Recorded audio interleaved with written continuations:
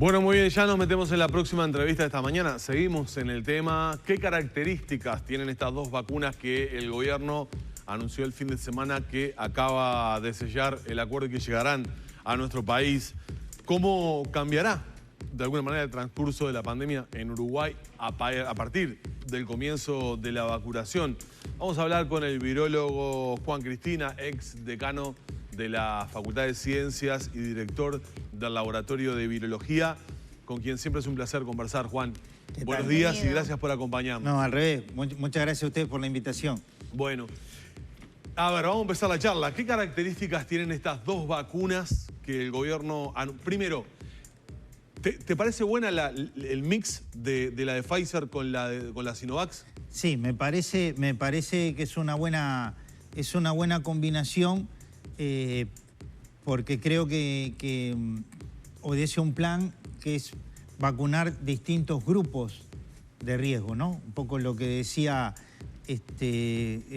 los colegas que hace un ratito hablaban de todos nuestros colegas que están haciendo un enorme sacrificio en medicina intensiva. Sí.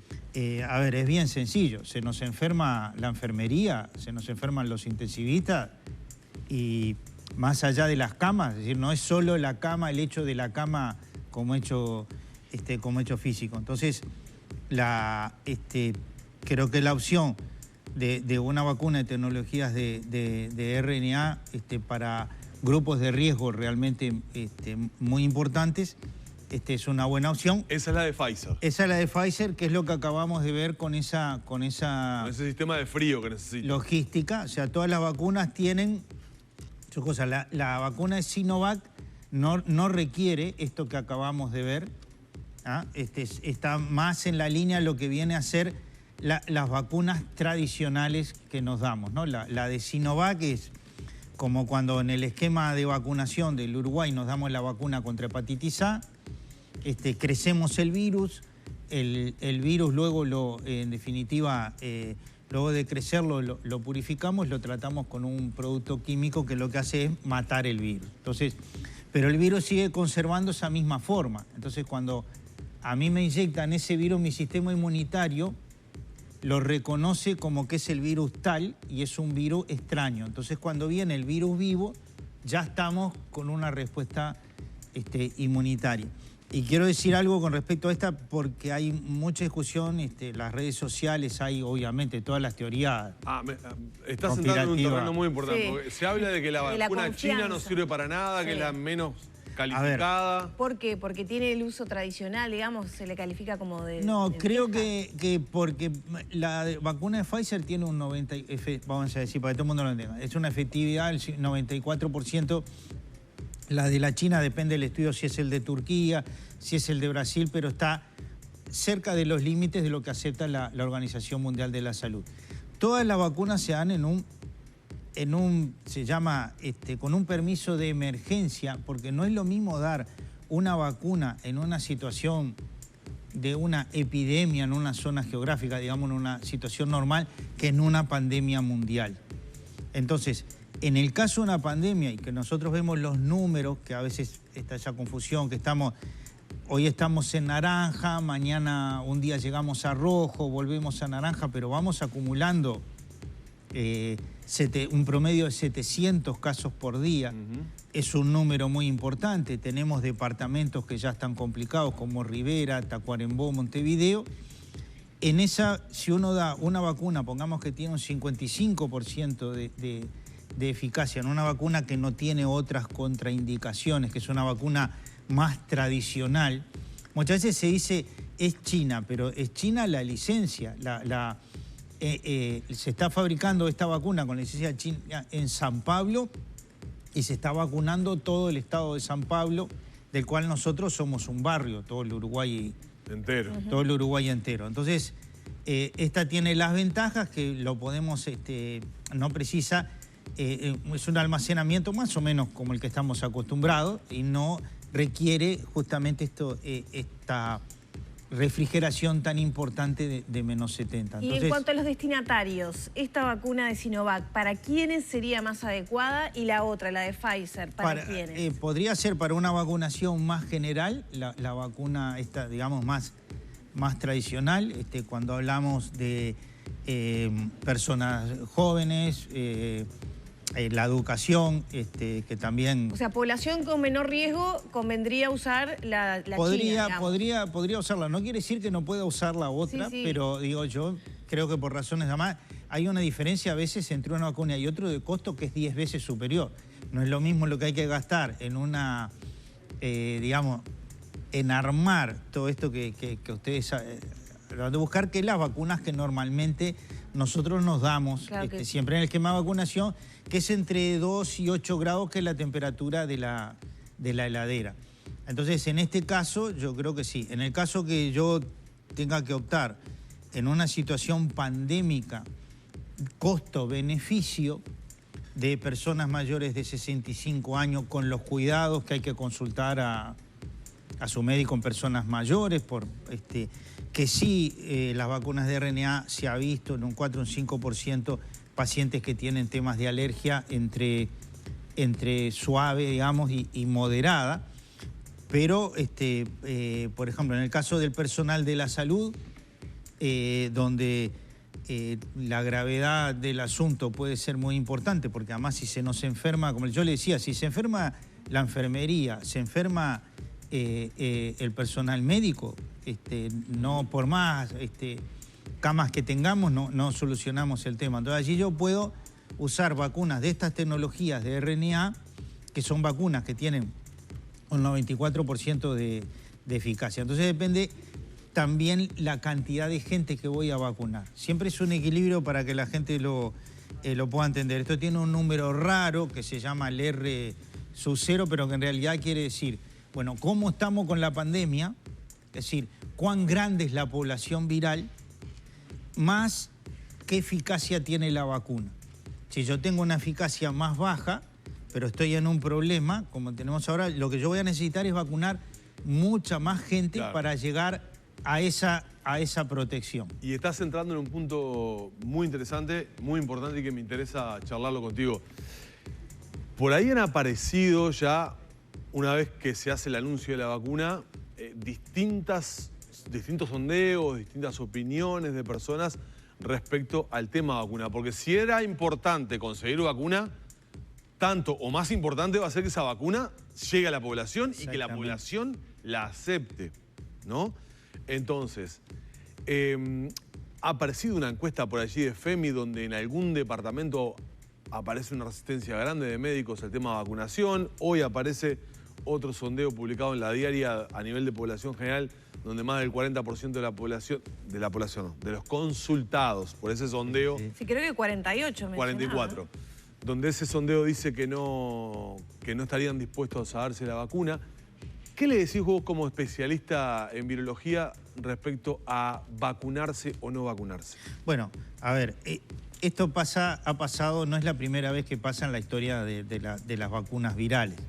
La vacuna es una cuestión de confianza, los números cambian en la medida en que más gente se va vacunando, entonces se va viendo que el efecto es bueno. Eso pasa en la historia de las vacunas, pasó desde que Jenner en los años 1700, cuando hizo su vacuna, que por eso se llama vacuna, porque en realidad era la viruela vacuna con la que se vacunaba a los humanos. Entonces, al principio, en los diarios de la época, aquello era una catástrofe, que cómo se iba a hacer esto. Y bueno, luego que se empiezan a vacunar millones de personas, uno se da cuenta. Por ejemplo, en estos momentos en Arizona están dando, mientras nosotros estamos hablando de la vacuna de Pfizer, 1.600 vacunaciones por hora. Entonces, Israel tiene el 25% de la población vacunada. Y ya se ven los efectos de que hay menos porque las vacunas son los medicamentos más controlados, ¿no? Porque se habla mucho de la fase 3, de esos ensayos, pero no termina ahí. Esos países lo que entraron es en la fase 4. O sea, hay otra fase más, que es cuando, vamos a decir, cuando vemos el cuadro en la cancha. Entonces ahí es cuando se ven realmente qué efectividad real tiene la vacuna. Pero pensemos que en qué situación estamos, que no es una situación normal, que estamos en una pandemia mundial, que hay 99 millones de personas que están enfermas y que lo que la vacuna nos va a ayudar es a que no haya las manifestaciones graves o las manifestaciones sintomáticas de las graves y tratar de ayudar a los colegas que hablaron más temprano a que ni ellos se enfermen ni que lleguemos a saturar, como ha ocurrido en Europa, en los servicios sanitarios de manera que haya que elegir quién entra al CTI y quién no. Porque además, digo que esto también hay números que se están viendo, al CTI no solo van los pacientes de COVID, ya tenemos pacientes con otras patologías los que accidentes necesitan... neurovasculares, cardiovasculares, los accidentes de tránsito.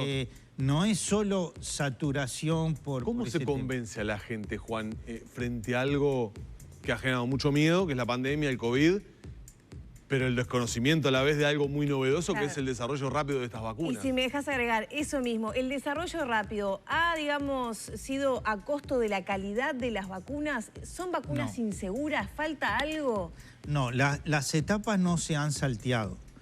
Lo que algunas se han hecho más rápido porque teníamos experiencias anteriores de otras vacunas. Por ejemplo, si se hubiera elegido, para armar cualquiera de estas, si hubiera elegido la vacuna rusa, ¿no? Que es una vacuna basada en vectores. Vectores quiere decir vehículo. Yo tengo un vehículo molecular que lleva, digo, la punta de la corona del virus y es una manera de ponerlo en la cancha de mi sistema inmunitario. Con esos mismos vectores se han hecho ya otras vacunas que se usan. Y de hecho, si mañana viene la vacuna de Johnson & Johnson, va a ser uno de los vectores que usa la vacuna rusa. Claro, o sea es una que posibilidad, es una de las que no están negociando. No hay misterio. Entonces, ¿qué pasa? Ya el tema de etapas que tendríamos que haber pasado de la seguridad de los vectores ya estaban hechas con vacunas anteriores. Le digo esto como un ejemplo.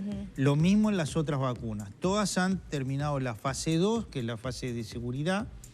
Las vacunas son seguras.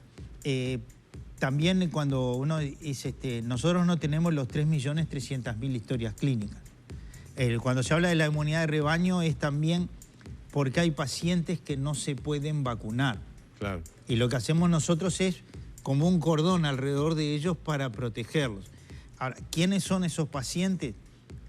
Se debe consultar al médico. Pueden ser personas que tengan otras patologías importantes. Por ejemplo, si yo fui recientemente trasplantado, tengo que consultar a mi médico, no me puedo ir a vacunar. Si tengo otras patologías, falla renal, diabetes, etcétera, etcétera. Entonces, esa es la inmunidad de rebaño. Para eso, es lo que yo decía, depende de la cantidad de gente que vacunemos, y por eso creo que es una buena combinación. Hay dos vacunas. En donde se ha manifestado fundamentalmente en un porcentaje menor, pero que es importante atender de temas de alergia, es en la vacuna de Pfizer. En la vacuna de Sinovac es una vacuna más tradicional y no debería tener esos problemas, o por lo menos no en esos porcentajes. Entonces, creo que el plan, que me imagino que el señor ministro lo detallará cuando sucedan los hechos, creo yo que va un poco en ese sentido, ¿no? De atacar distintos grupos de riesgo. Entonces, sí, yo cuando uso una vacuna de tecnología de RNA que tiene un 94% de eficacia, genera una respuesta muy fuerte, ¿no? También tenemos que pensar que muchas de las vacunas son de 2 dosis. Y hay que pensar que las vacunas no son un hecho mágico. No quiere decir, yo me puedo haber dado la primera dosis, pero me contagié anteriormente. ¿Por qué se dan 2 dosis? Porque con la segunda dosis lo que hacemos es como reforzar todavía más que el sistema inmunitario esté muy, muy aumentado, de manera de realmente tener una protección. ¿Qué pasa si no me doy la segunda dosis? Vas a tener una protección menor, digamos, ¿no?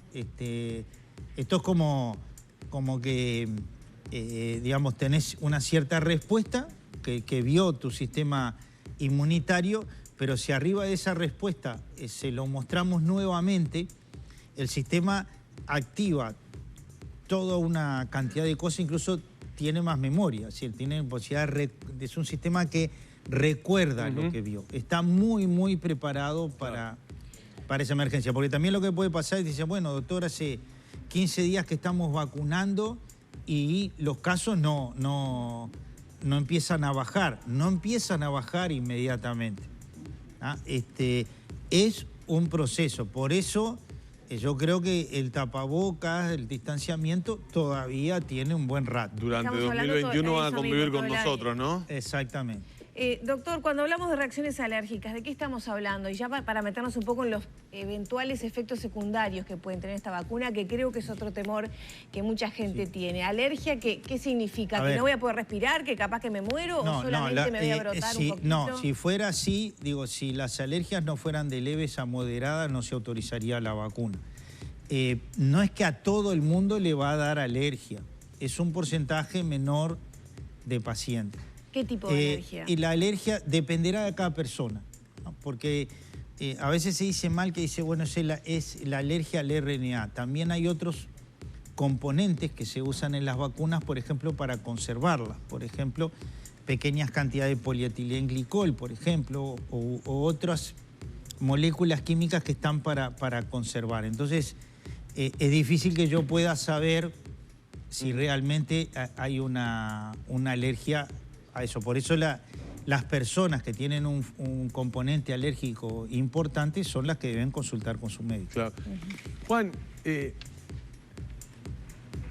esta situación de pandemia que tenemos y este nuevo nombre que hemos aprendido rápidamente, que es coronavirus, COVID-19, SARS-CoV-2 o como lo quieran llamar, es una situación que llega y que implica que una vez desarrolladas las vacunas y una vez que el Estado, el país, compra esas vacunas e inmuniza a toda la población o a la mayor cantidad posible, ¿tiene que repetirlo, por ejemplo, como la vacuna contra la gripe, que las cepas van cambiando y todos los años la mayor cantidad posible de personas debe vacunarse contra la gripe para poder tener, digamos, aplanar curvas de contagios?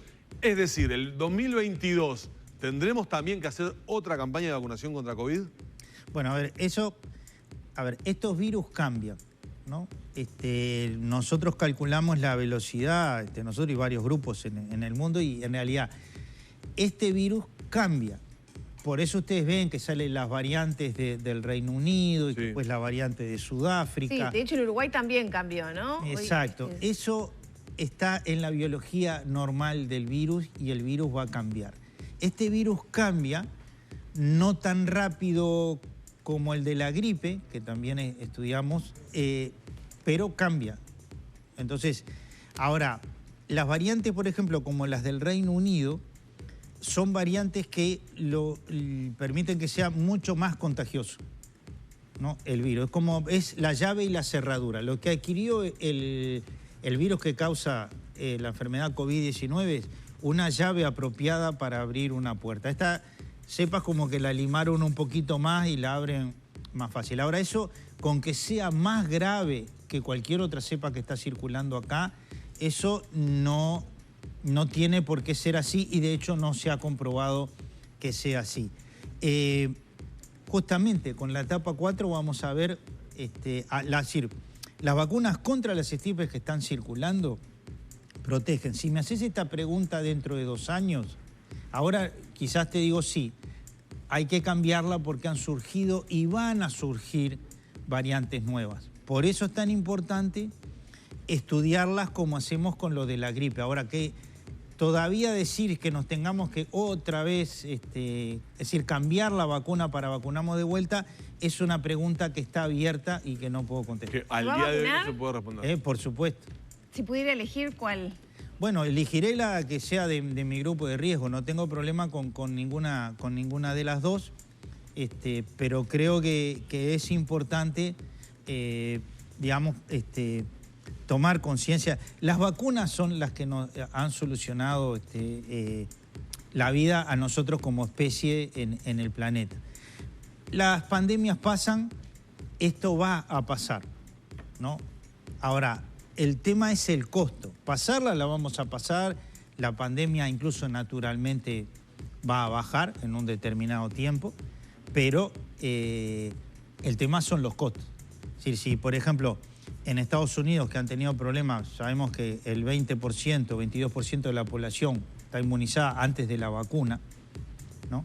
Digamos, fíjense que si esto no aplican, como están aplicando ahora en algunos estados, 1.600 vacunas por hora, tendrías que pensar en tener 4 veces más muertos, lo cual sería más de 1,5 millones de muertos. Nosotros hoy tenemos 350 muertos y, digamos, y uno no desearía digamos, que esto aumente. Ahí es donde está la importancia de la vacuna. Muchísimas gracias. No, por favor, gracias.